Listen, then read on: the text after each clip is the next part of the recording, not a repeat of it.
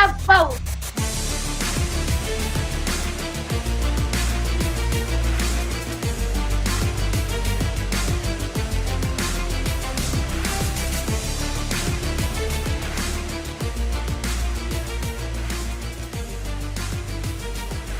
Court is in session with Ryan in Sacktown on If You Don't Like That.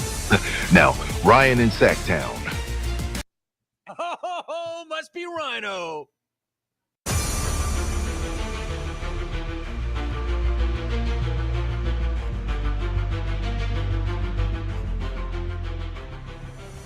Light it! Happy Sunday, everybody. What's going on? A lot happening in the football world. Let's take a little break from the pigskin, talk some Kings basketball. This week's a little spread out, but that's all right. Tonight, it's the Washington Wizards rolling into the G1C. Do me a favor. The spread on this game tonight is 16.5 points. 16.5 points for the Kings. So what I need you to do is I need you to pick a side. Go to my X page at Ryan_in_Sackdown and place your vote. Would you take that bet? Would you take 16.5? There's reasons for it. We'll talk about it on the other side. We're also going to hear from Coach Christie. We're going to hear from Foxy. We'll give you an update on Keon. We'll let you know about Devin. And get you ready for this one. A spread out week for the Kings. This one tonight, and then they play again on Wednesday against the Warriors. By the way, a couple of dinged up Warriors, a couple of notable ones. My man, Brian Bennett. Love you, brother.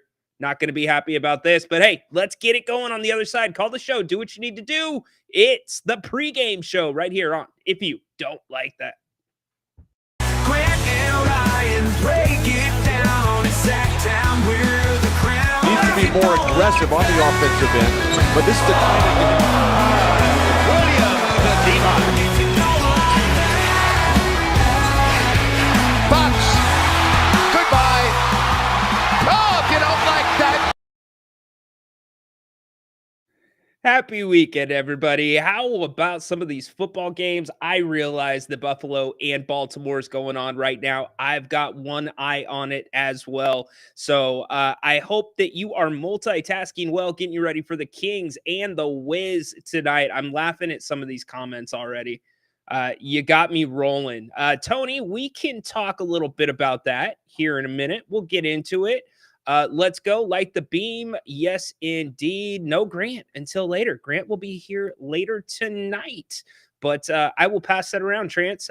Come back for the post-game show. Grant is always, most times here for the post-game show. I believe he's going to be here tonight. There's a possibility no Grant tonight, but we are efforting Napes for that. Jerry Reynolds, though, halftime. Can't miss out on that. Jerry will be with us. Why did that come up backwards? Did you see that? Interesting. Jerry Reynolds, halftime. Yes, indeed. So he will be joining us to talk about the first 24 minutes. Hopefully we are talking about a good half by the Kings, because some of you are already catching on to what I'm kind of worried about here in the chat, and we'll get to it. What's up, David? How you doing, man? Oh, appreciate it. Appreciate you making us your choice. If you're not here, we've got as much content as that place. You got a daily show in the King's Court Monday through Friday. You can join me for that. We've got a funny community around that show as well. A lot of Kings, a lot of other stuff. So yeah, bring it in, brother. Will be nice day tomorrow. Us. Okay, fair enough. What's up, Dorian? What's up, my man? Hope you are doing well. Let's see. Bingo, Edward. Nailed it. Nailed it. It's a little bit of a trap game. Not going to lie. So there was one word on the Kings whiteboard this evening when they walked into the locker room. It was inverse. Inverse. I've got a couple theories on that. Wiz will be within 16. Yeah. All right. Yeah, that was rough, man. Tony, that was rough for Lions fan. Don't you feel for him? As a Sacktown fan, I completely feel for Lions fan. Speaking of fans, I think Doug Christie maybe hit us with the quote of the year after the Houston game. Check out what he had to say. You know, Arco Arena had its own there was wood and metal and concrete, and when you start bouncing all that together, it makes strange sounds. And this building is beginning to define itself. Golden One Center is part of my message to them is like, nobody comes in your house messing with your stuff. You must protect your house. And to watch the way that they continuously fight possession after possession after possession. And I know from being somebody who played in front of these people that they truly, truly appreciate when you open your coat and you say, this is me, baby. I'm here and this is what I'm going to do. So for me, like, that's like a super huge thing, is like when you come to SAC, we're getting down. And I love what the guys are bringing. Really funny analogy, by the way. He's right about everything in it, but the analogy I thought was hilarious. You open your coat, this is me, baby. Good job by Doug. Anyways, some of you are hitting on this. Last night, the Wizards played. They lost 114-22 in Golden State, by the way, in which a game that Steph Curry and Draymond Green got dinged up in. You know why that's important? The Kings play the Warriors next on Wednesday. Draymond's injury, it's a calf injury. He's supposed to be getting an MRI today. Seems to be a little bit more serious if you're reading the tone of the room. Steph told the media he'll be good to go for Monday because the Warriors see the Celtics then. But the Wizards, they are 0-6 this season on 0 days rest. So they have not won the second night of a back-to-back. This one's simple. You come out and you punch them in the face.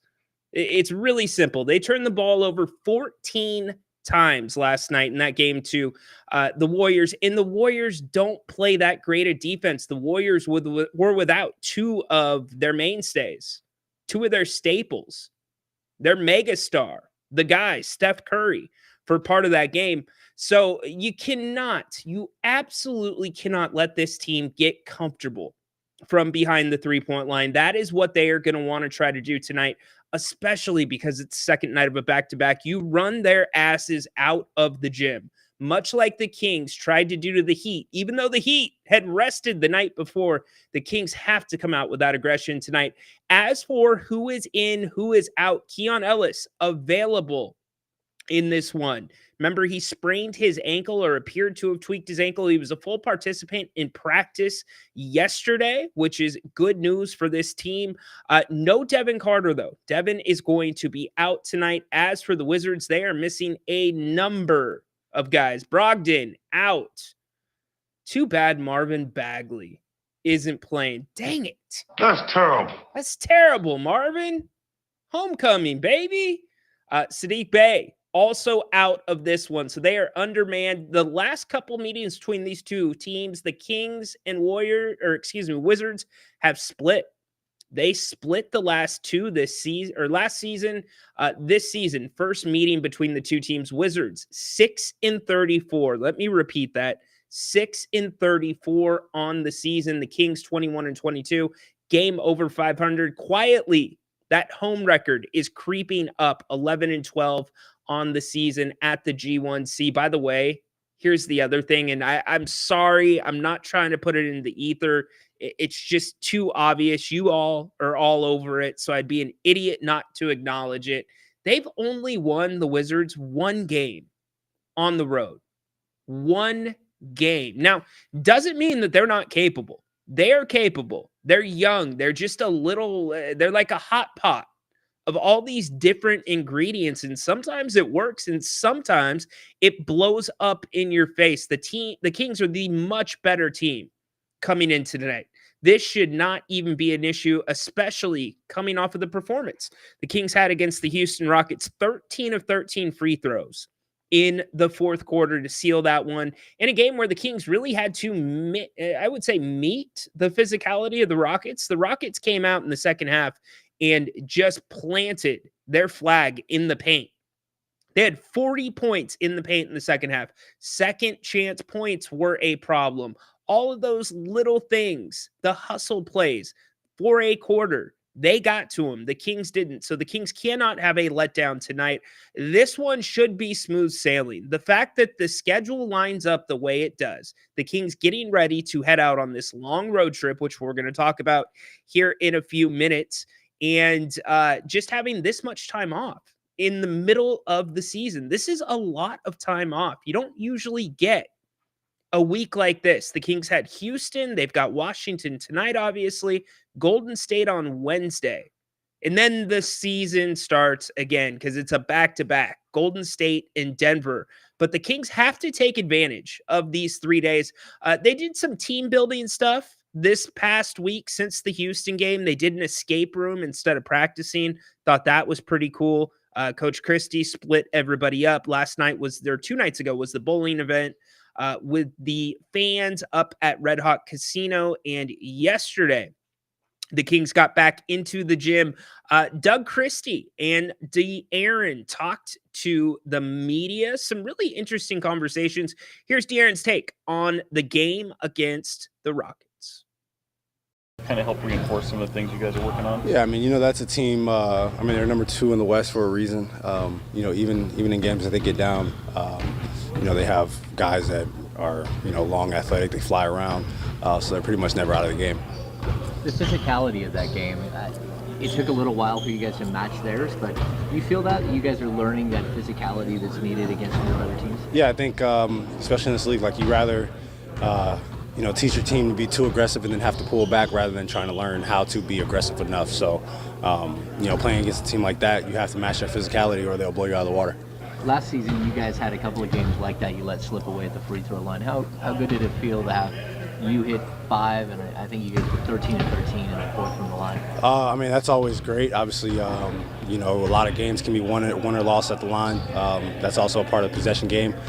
Being able to get to the line and being able to convert when you get to the line. So when you have those opportunities, you have to be able to make the most of them because, at the end of the game, obviously you want to defend, but, Jalen Green comes down and makes 2 or 3 really tough threes. But every time you get back to the free throw line, you're putting this game to 4 or 5 points rather than missing 1 or missing 2.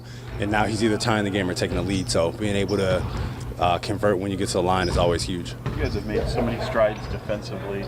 Just how satisfying, gratifying is it to see some of the defense kind of poke its head through and see you guys kind of rise as it coincides with some of the success? Yeah, it's definitely been better. Like I said, even in that game, I think we did a lot of things that were good. And like I said, if Jalen Green doesn't come down and make some of those shots that he's making, you're looking at a game where they maybe at 111, 112 rather than getting back up to 120, 121. So obviously you want to continue to finish the games out, but at the end of the day, this is a make or miss league, and you're playing against extremely good players. Yeah, but at the end of the day, Foxy, that's what it's going to be when you get towards the end of the season. That's what it's going to be in the playoffs. The Kings have to play better down the stretch. They hit their free throws, 13 of 13. Can't ask for anything more there. But the basketball IQ lacked at times down the stretch. De'Aaron had a bad play.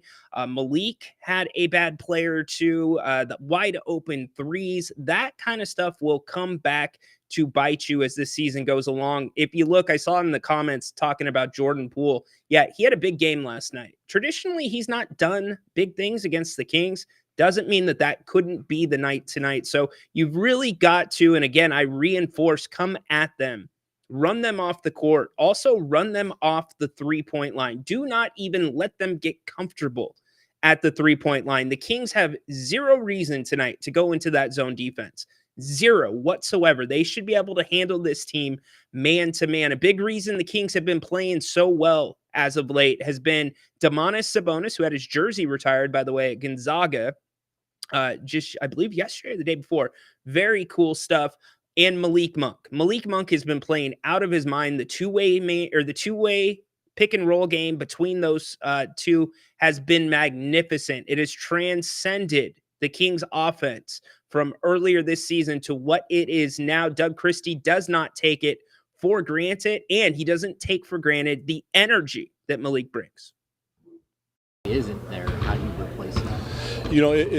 it's hard to replace. First of all, you just have to do it together. Everybody grabs arms and pulls together. But when you find a player like that, you respect them and love them because they are special, because they bring something that I can't really put into numbers. I mean, his numbers, Malik's, have been fantastic, but I don't really put into numbers what he brings to the team. He brings a swagger, he brings a confidence, he brings a joy and a relaxation that you can't make it up.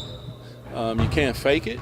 It's him, and that in and of itself to me is big time. That goes beyond basketball, but he does it on the court as well, which is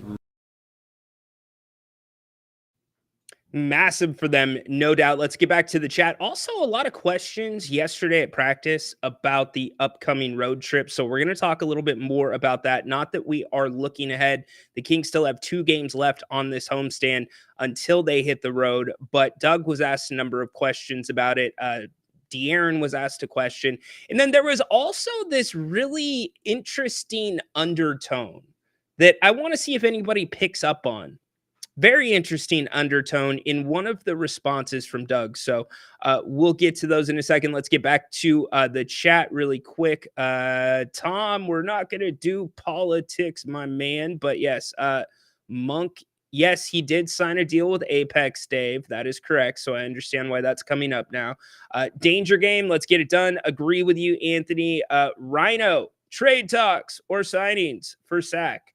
Look, here's what I'm kind of getting from the people that I'm talking to, that I would not be surprised if no move is made, and I wouldn't be surprised if a move is made. And I know that is status quo for the last 2 trade deadlines here in Sacktown, but if you're sitting here twiddling your thumbs and doing equations on the whiteboard, trying to figure out how you're going to get 1B on this team, you're going to go out and get a star. It's going to change the trajectory for the Kings this season. There's probably not a player available in the NBA that changes what the Kings are going to be this season. Now, that doesn't mean that the Kings can't make some noise and they can't be a hell of a lot of fun to watch. But my feeling is that you're probably not going to see anything more than a Trey Lyles and Kevin Huerter deal. I don't see Keon. I don't see Malik. I don't see Keegan, another name that has been talked about within the fan base a decent amount. I don't see any of them moving. Now, if you can pull off a Cam Johnson trade, which you can't unless you're giving up 2 first-round draft picks, which I don't think with the new CBA, that is a much steeper price than what 2 first-round draft picks used to be under the old CBA. So I don't know that deal happens, but I think something could happen with Utah. I think there is a better path with Utah to possibly get John Collins. So I kind of put the ceiling of the trade deadline at John Collins. But what do you all think? Look, I just don't think the Kings are going to make, quote unquote, that move, whether you think it should be Fox, whether you think it should be somebody else until this summer. I think that that's going to wait. And here's the other thing, too.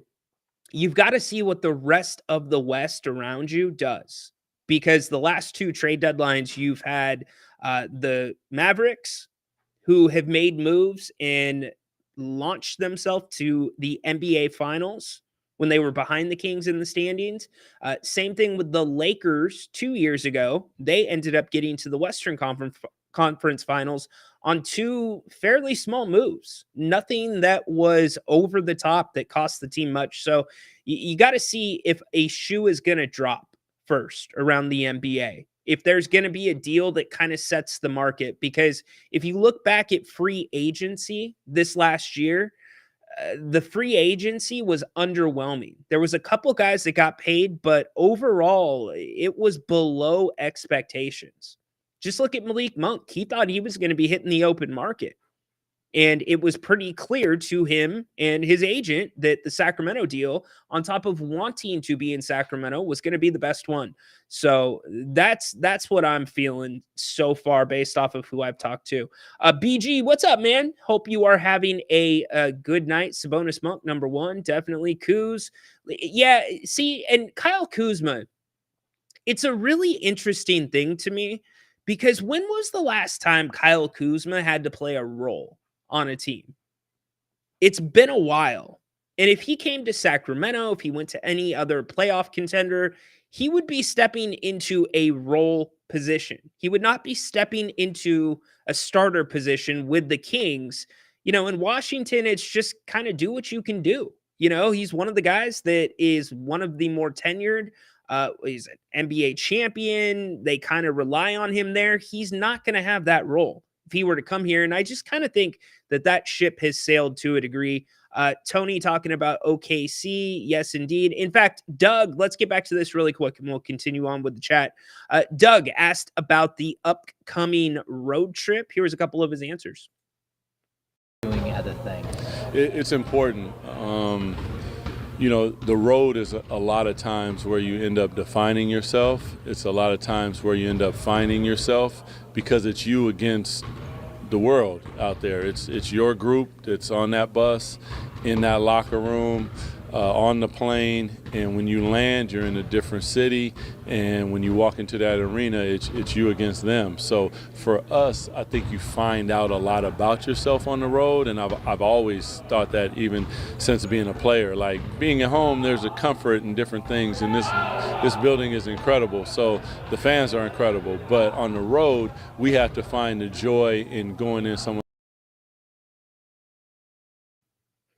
Indeed, they do. And they're going to get tested when they hit the road again. But before that, tonight, the Wizards at the G1C. If you're just joining us, Keon Ellis available tonight. He is good to go for the Kings. We'll see if there's any minutes restrictions on him. Devin Carter, he is a no-go tonight. The Wizards, losers of 5 in a row coming into this one. They've only won one game. Yes, one game on the road this year. 1-16 on the road, 6-34 overall on the season. However, doesn't mean that they cannot be competitive.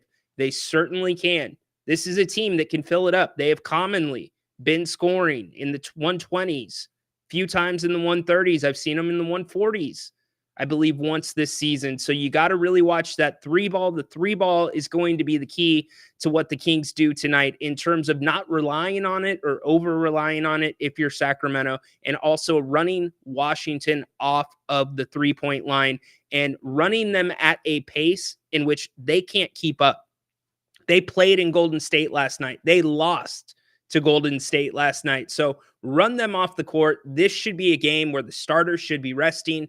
Going into the third quarter, the Kings are favored by 16.5. Now, all that being said, what does that usually mean for us as Kings fans? That's terrible. It's not usually good for us. It means it's going to be close. It means that Washington's going to probably come out and play hard. The Kings will get into some foul trouble. Look, it's an NBA team. Regardless of their record, throw it out the window. Anytime two NBA teams get together, anything can happen for one night. So the Kings really have to come in focused in this one. And again, the one word on the whiteboard tonight for Doug Christie to his team was inverse. Inverse. Few ways you could take that. What do you think inverse means to this team tonight? A lot of talk still about the trade deadline. What's up, Rock? Hope you're doing good. Yeah, but Kevin still has value around the league. He's not a guy where a team's like, oh, I'm going to go get Kevin Huerter. Kevin Huerter's the piece for us, but as part of a larger deal to the right team, possibly a contender, definitely an Eastern Conference team that needs some shooting, he has some value. So what are you looking for in this one tonight? Let me know. Tony hopping back in. Tony is busy tonight. I would love to see the Kings shooting mid-range shots off the backboard like Duncan did. Interesting. That's a preference thing usually with those guys. You don't see it much. If you're going to see it, You'd probably see it more out of DeMar. He doesn't usually go to that, though. But not a bad point, I guess. Not a bad point. BG, trap game. We're all saying the same thing. For Kings, mark my words, Kings play to competition in their opponents. So I smell an upset. Well, we got to be fair. As we talk about this one, I am judging this as two different seasons. When the move was made to have Mike Brown fired, and the Kings came off of a massive losing streak to go on a winning streak, this is kind of the start of the new season to me. Okay. They've had their low, they've had their bump from getting a new coach, and then they lost. So we're kind of starting over. And by the way, it technically is the start of the second half of the season. This is game 42 tonight. So I want to see what the Kings do from this point out. I want to see how Doug Christie manages situations like that. Will we see those lulls? I don't know that if the Kings stay with their game plan that revolves largely around Monk and Sabonis, putting pressure on the defense, being physical. Doug Christie saying there's a couple of non-negotiables when we hit the court. Effort, hustle, non-negotiable. Beyond that, I'll take care of you guys. I've got your back. And to this point, you have seen that to a degree. They're not practicing as much. They're doing more mental activities. They did the escape room. Really cool idea. Team building. Look, Doug comes from that 2002 team. That 2001, you could almost call them a family as much as you could call them a team. And so Doug is big on that. So how is that going to affect this group? He's obviously striking a chord with the guys, and he's striking a chord with the city. This city's ready to run through a freaking wall for this guy. Now, can the X's and the O's keep up with it? I sure hope so. So far, the X's and the O's have been just fine, in my opinion. Especially with the zone defense, the implementation of that has been huge for slowing teams up. Mike Brown too often would not go to that. It was like a pride thing. It just can't go to a zone. Bad teams play zone. No, there's some really good teams that play zone. Jerry Reynolds has been on this show. And in fact, Jerry Reynolds will be here at halftime. Make sure you join us back for that. But he has been a big proponent of the zone. So I think it's a great thing for the Kings to use, especially when they're getting outgunned in the paint. I like that Doug wants to make other teams cross-match and adjust to the Kings rather than the Kings adjusting to them. We saw that with Keon entering the starting lineup at the beginning of Doug's tenure, and I know part of that was due to injury, but that would have normally been Jay Crowder, Doug McDermott, Alex Len, somebody like that stepping into the starting lineup and not Keon. Speaking of Doug, De'Aaron, and this is, I want to see if you all pick up anything from this, but De'Aaron was asked a little bit about the differences with Doug in the building and also the upcoming road trip. Here's what De'Aaron had to say. I mean, for me personally, like what I've seen, Yeah. I mean, I think everybody's in good spirits, and obviously whenever you're winning, those things rise a bit. But I mean, Doug's that type of guy. He lights up a room, and like I said before, going from the fourth guy on the bench to being the first guy on the bench, it exudes even more because you're the guy standing up. You're the guy that everybody sees. How curious, I mean, you guys have this kind of turnaround, and certainly you know what you've been capable of earlier in the season when it's not going right. How curious does it make you about what these weeks ahead, especially when you have so many road games coming up? I mean, you have to be consistent. At the end of the day, that's what this league's all about. Even bad teams go on good runs at times. Obviously, the really, really bad teams don't do it at all. But, if you want to be one of those playoff teams, one of those teams that are contending, you have to be able to do that on a consistent. And the Kings are definitely in the hunt. There's the Western Conference playoff picture right now for you. We'll get to some of your comments as we look at that. The Kings sit in the 9-hole, but anything beyond 3, I think it's wide open in this Western Conference. And I go back to the trade deadline as well. What are other teams going to do? There's some scuttlebutt that Memphis might be gearing up to make a big move. OKC has a war chest of picks. They can do anything they want with their situation. Sam Presti has managed that absolutely as good as you can. And Houston, they still need a shooter. Is there a move they can make? That Van Vliet contract, it's a big number for them. So I think the top 3 are pretty much cemented in. OKC is going to be the one in the West. I think it'll be between Houston and Memphis for 2 and 3. I think they'll fluctuate throughout the year.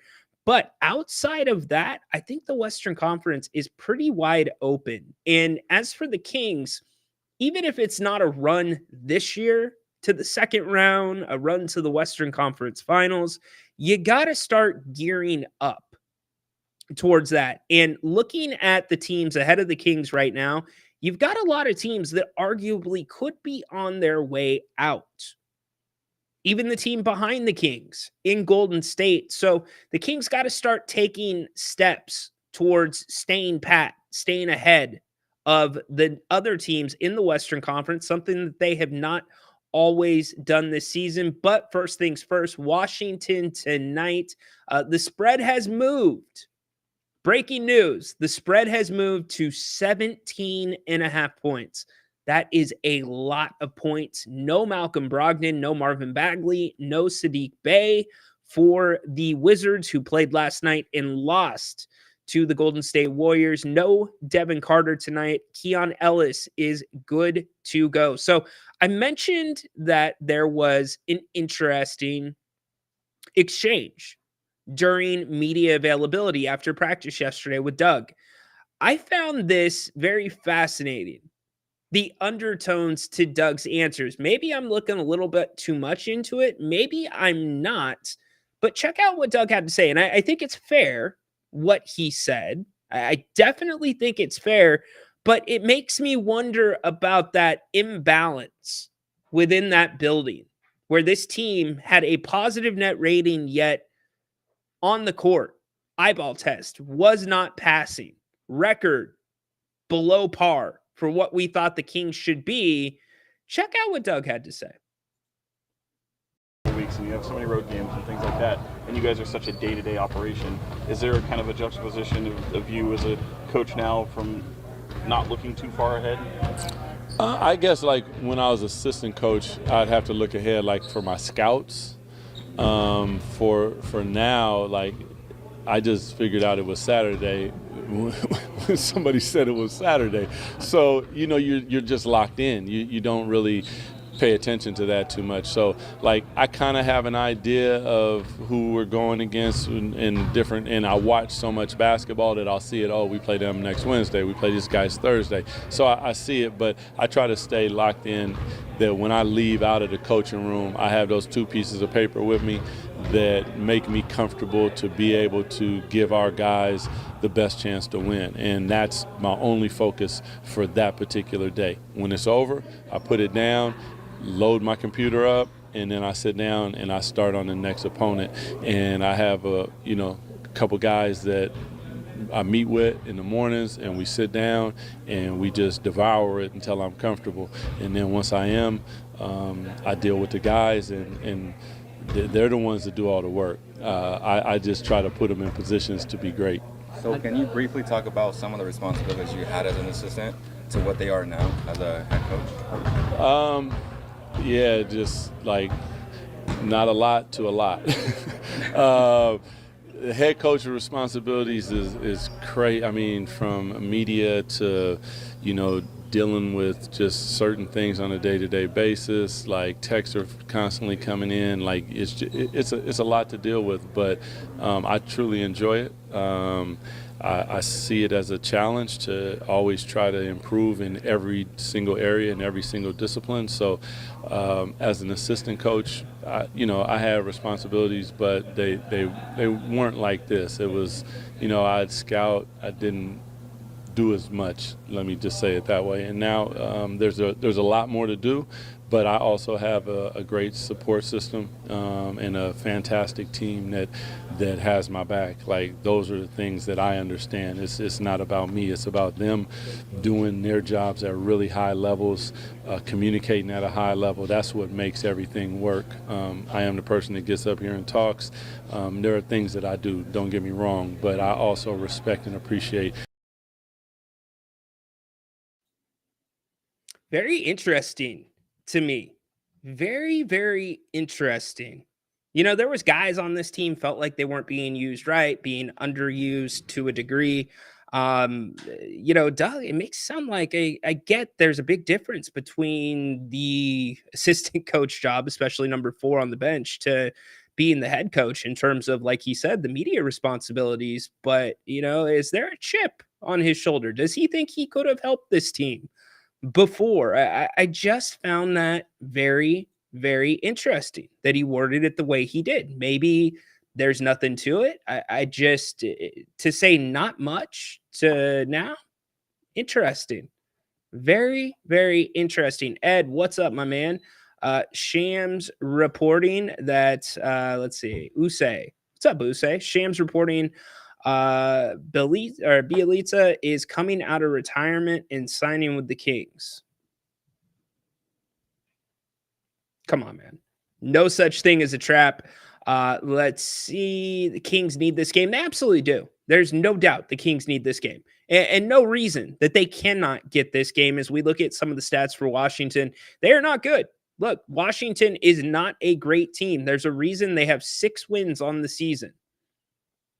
There is a reason that this team has only won one road game. They are 0-6 in back-to-backs. Now, last night they played Golden State.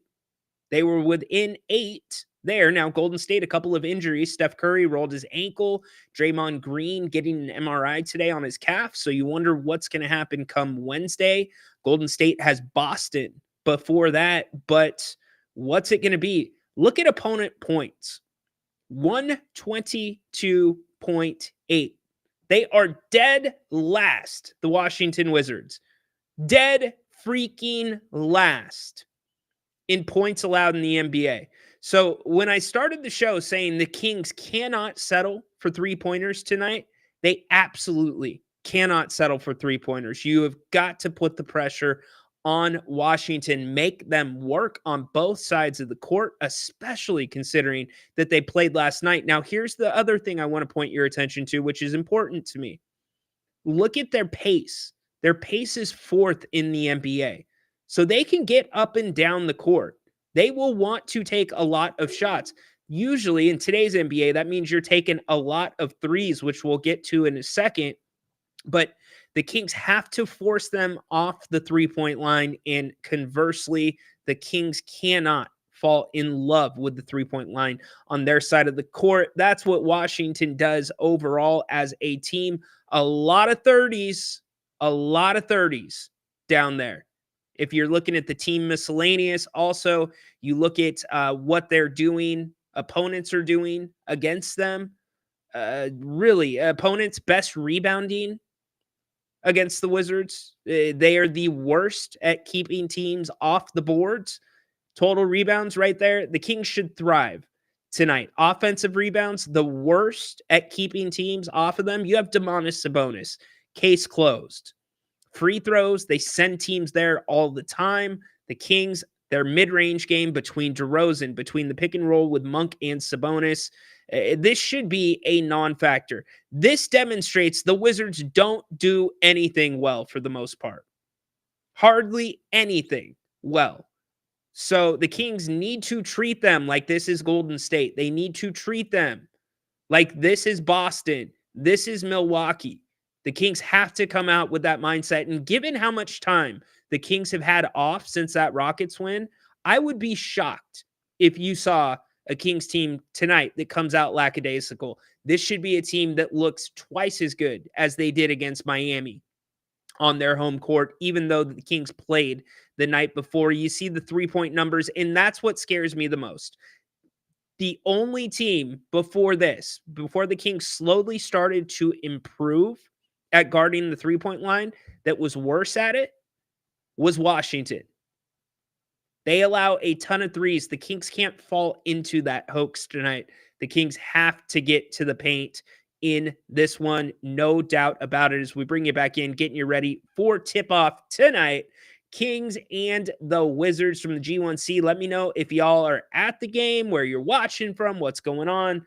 Football ongoing right now. Earlier today, the Eagles squeaked it out. How about that?